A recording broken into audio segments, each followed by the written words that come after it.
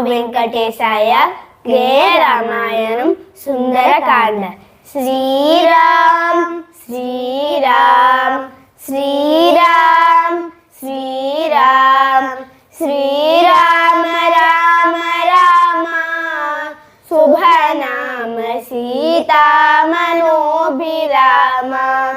నీ పేరు వేయి నామాల సాటి వరనామమేలు కరుణతోటి. ఆ విశ్వకర్మచే నిర్మితమై రావణ బ్రహ్మచే పాలితమై బంగారు ప్రాకార సహితమునై ఆలంకాపురం మనిపించెను.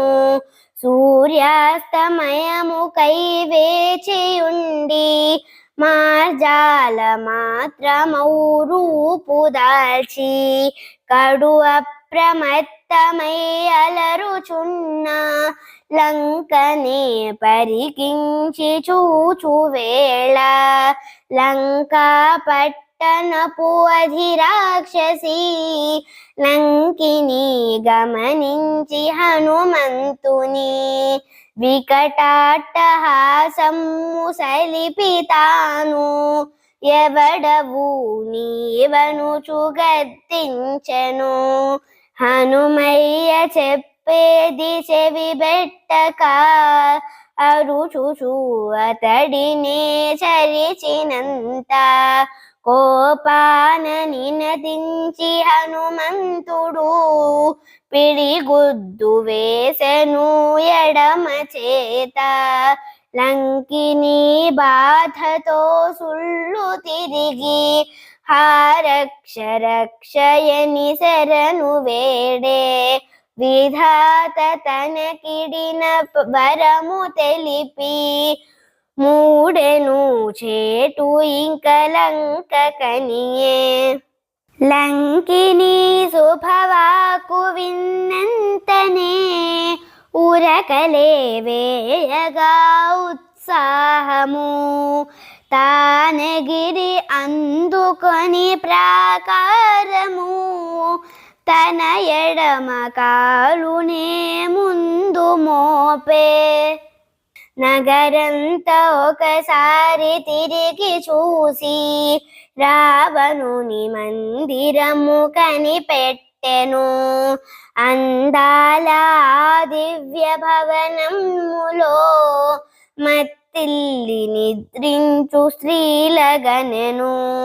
తొలుతగా మండోదరిని గాంచి సీతయై ఉండునని భ్రమించెను. అంతలో బుద్ధి ఏ మేల్కాంచెను. అపరాధ భావము తల ఎత్తెను. ఎంతటి పొరపాటు ఊహనాది వివేకమది నాది ఏమైనది. శ్రీరామ పత్ని తన శత్రువింట ఈ రీతి నిర్భీతిని దురించునా అని క్షణము తలపోసి సంతసించే. అంతలో తిరిగి మది కలత నుండే. ప్రమత్తులై ఉన్న పరస్త్రీలను చాటుగా చూచుటకు వెతను పొందే. నిద్రించు పరస్త్రీలని రీతిగా చూచుటే పాపమని చింతించెను. కలగనే లేదుగా కామ దృష్టి కాబోదు పాపమని తృప్తి పడెను. అనువనువు గాలించి అంతఃపురం అతివనే కనలేక దిగులు చెందే. విఫలుడై వెనుదిరిగి పోరాదని మదిలోన దృఢముగా నిశ్చయించే. శ్రీరామ రామ రామ శుభనామ సీతామనోభిరామ. నీ పేరు వేయి నామాల సాటి